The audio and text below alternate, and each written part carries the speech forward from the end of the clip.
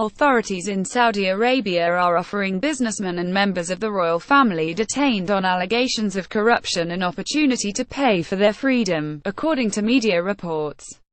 Around 200 princes, ministers, senior military officers and wealthy businessmen have been held in five-star hotels across the country since last week, many of them at the opulent Ritz-Carlton in Riyadh. Quoting people briefed on the discussions, the Financial Times reported that the Saudi government was demanding up to 70% of the individual's wealth in return for their freedom. If settlements are agreed, hundreds of billions of dollars would be diverted into the country's depleted coffers. Saudi Arabia recorded a budget deficit of $79 billion last year, and low oil prices have pushed the country into a recession. The arrests were ordered by King Salman via his son and heir, Crown Prince Mohammed bin Salman. The crackdown appears to be popular with Saudis who believe their country is plagued by corruption among members of the royal family and well-connected businessmen.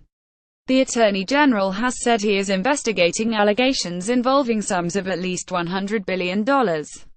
An estimated 1,700 bank accounts have been frozen. Those detained include Prince Al-Wali bin Talal, a billionaire who owns stakes in Citigroup and Twitter, who is a nephew of King Salman and who had publicly backed attempts to reform the country.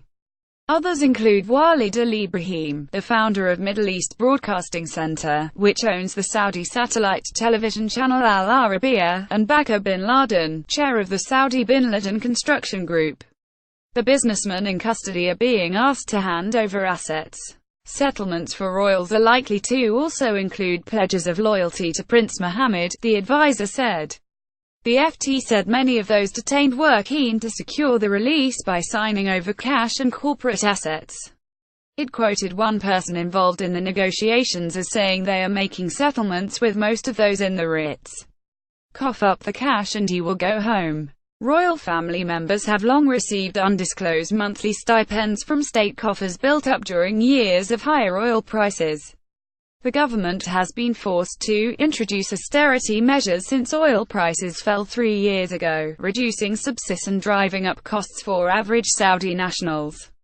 Critics have said the crackdown amounts to a power grab by Salman, as it has been highly selective. Many royals and businessmen have not been detained.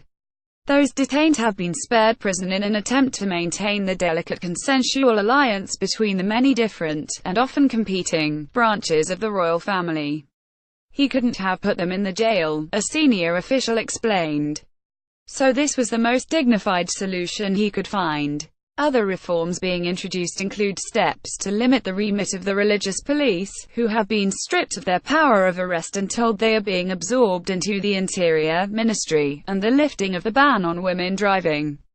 The Crown Prince told The Guardian last month that he wished to return Saudi Arabia to moderate Islam, breaking the alliance between Wahhabi clerics and the country's ruling elite. He aimed to end the kingdom's near-total dependence on oil by sweeping away the resistance to change that inhibited the development of a more diverse and open economy. 70% of Saudi Arabia's population are under the age of 30. Over the next decade, at least 5 million Saudis are likely to enter the workforce, posing an enormous problem for a government that does not currently have jobs to offer them. The government is planning a new economic zone to be established on 300 miles of the Red Sea coast, in a tourist area that has already been earmarked as a liberal hub akin to Dubai, where male and female bathers are free to mingle.